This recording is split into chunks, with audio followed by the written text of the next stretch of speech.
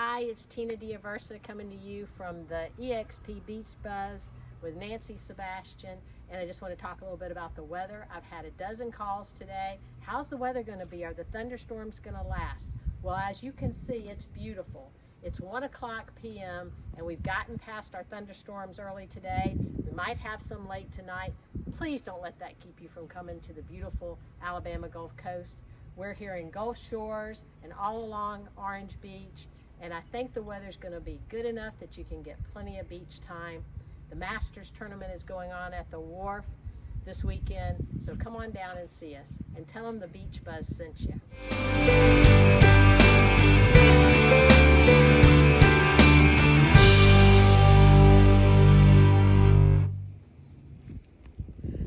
It's Tina D'Aversa, and I'm with Nancy Sebastian and her Beach Buzz today. We're with EXP Realty, and I just wanted to talk to you a little bit about the villages. It's the villages at Craft Farms, and you guys know Craft Farms, but you may not know the villages. It's a 55 and over community, and I'm very impressed with this community. It takes a lot to impress me, but they include in their HOA lawn care, and these homes are just beautiful. They have tremendous amenities. So I wanted to bring it to you today, encourage you to come on out. We're just off of Foley Beach Express. And for those of you who have gotten involved with pickleball, they've got pickleball courts, beautiful pool and a putting green. And these houses start in the low 300s. You cannot beat this. High-end amenities, high-end fixtures inside these homes. So come on out and take a look and ask for Nancy Sebastian or Tina D'Aversa and tell them the Beach Buzz sent you.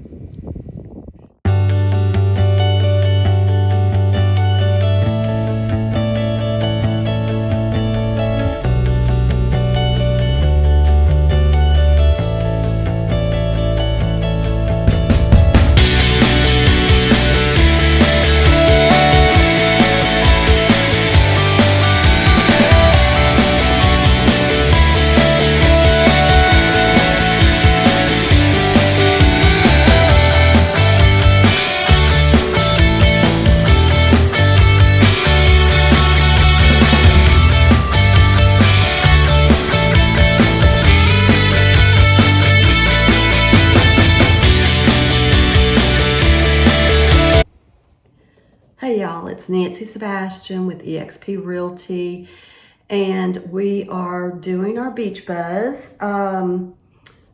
It's casual Saturday, so I'm feeling a little hattish. Didn't want to do my hair this morning, so we're gonna go with the hat today. In this week, in my devotions, in my Bible study, one of the things that I came across was the word sovereign God. And I wanted to dig a little deeper to find out exactly what sovereign God means, what sovereign means.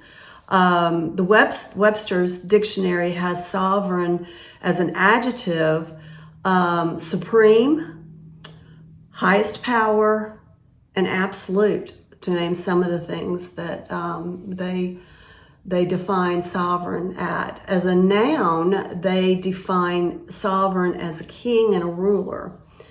So we as Christians are to hold our God in the highest regard, the highest respect, because of his sovereignty.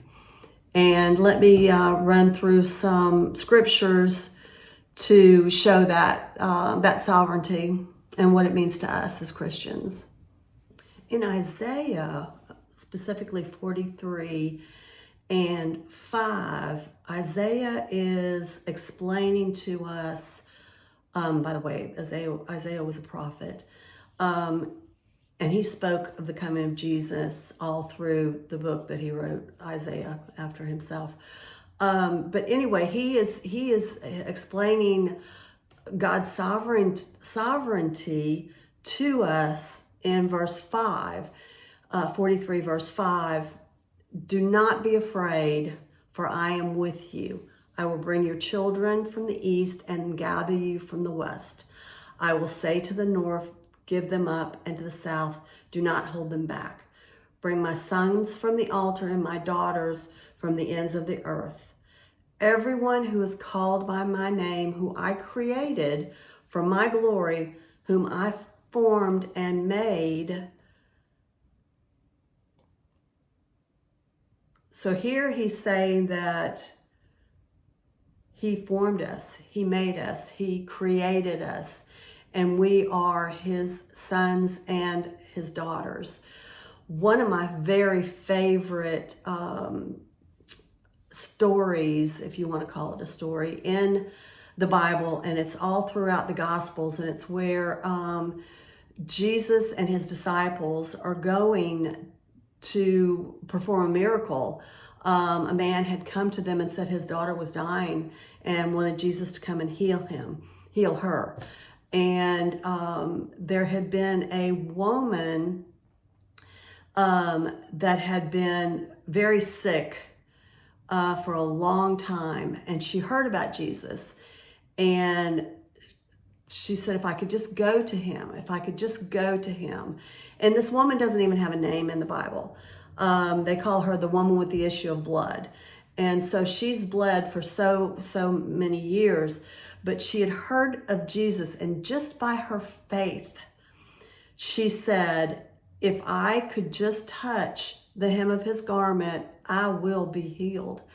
And as Jesus and his disciples are walking through the crowd, and they're crowded in, there's a lot of people around him, when she fell down on the ground and reached and touched the hem of Jesus' garment, and she was immediately healed by her faith. And Jesus stopped dead in his tracks, and he said, who touched me? And I think it was Peter said, Lord, there's so many people around you, we don't know who touched you. Everybody's touching you. We can't tell who you're specifically talking about. And he said, no, someone touched me and they were healed. And he turned around and he looked at her and he said, and this is the first time he, as far as I know, in the Bible that he's called anyone daughter. And he said, daughter, by your faith, you are healed.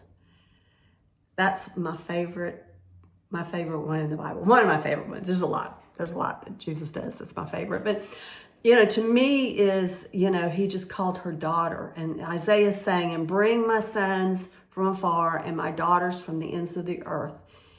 Everyone who is called by my name, whom I created for my glory, who I formed and made. So that's showing his sovereignty, God's sovereignty right now. And of course, we all know that Jesus is God. So the sovereign God was within in Jesus. So let's go to another verse and see what it says. In Psalms, David, among others, wrote Psalms, and one of the reasons was reverence for God and his creation. So Psalms 73:23 says, yet I am always with you. You hold me by my right hand. You guide me with your counsel, and afterwards you will take me into glory. Whom have I in heaven but you? And earth has nothing I desire besides you. My flesh and my heart may fail, but God is the strength of my heart and my portion forever. You see the sovereignty in these words of God. I mean, I love that. He holds me by my right hand. I mean, how more intimate can you get with your sovereign God than that? So let's take a look at another verse.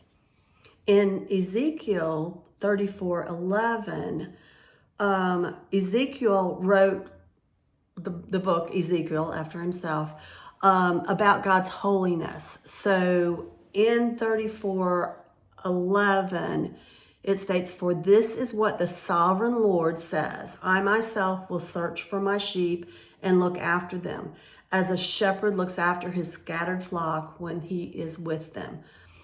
So will I look after my sheep. I will rescue them from all the places where they were scattered on a day of clouds and darkness. I will bring them back out of the nations and gather them from the countries, and I will bring them into their own land. I will pasture them on the mountains of Israel, in the ravens, and in the settlements of the land." So that's talking about God's sovereignty there for us. I mean, he has such a heart for us that he will gather us like sheep. He will protect us like sheep. He is a shepherd that's looking after us.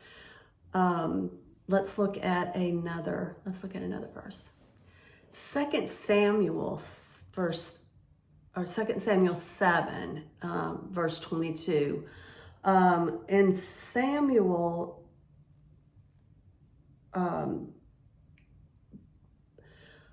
not sure who wrote that book. It could have been David. It could have been somebody else. But it's about David. It's about David and his reign. And it talks about prosperity under David. So 22 says, "How great you are, sovereign Lord. There's no one like you. There's no God but you, as we have heard with our own ears." This is giving us instruction that we are to have no other God but our God and our sovereign Lord. And he is our protector, and he will take care of us if we do that. Let's talk about one more, which is my favorite. Jeremiah 29:11. That is just my ultimate go-to every time. Jeremiah was written regarding God's dominion, new hearts, restoration. So again, we're seeing the sovereignty of God and what he promises for holding him to that high regard and that high respect. He says, Jeremiah 29:11, "For I know the plans I have for you, declares the Lord. Plans to prosper you and not harm you. Plans to give you hope and a future." This is always my go-to, verse in the Bible when I'm feeling down, because I know that he has plans for me. He has plans for my life, and he's going to carry them out.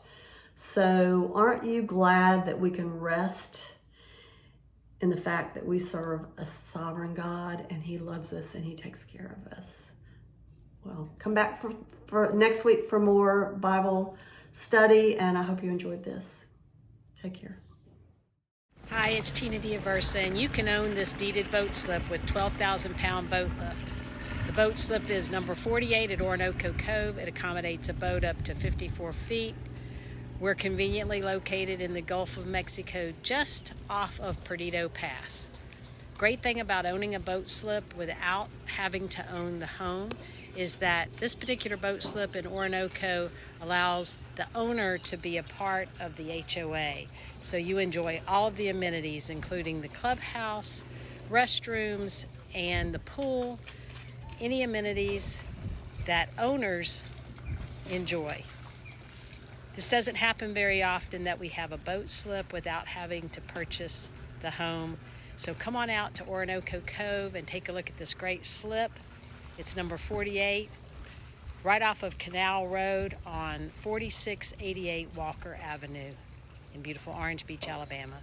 Thanks for listening.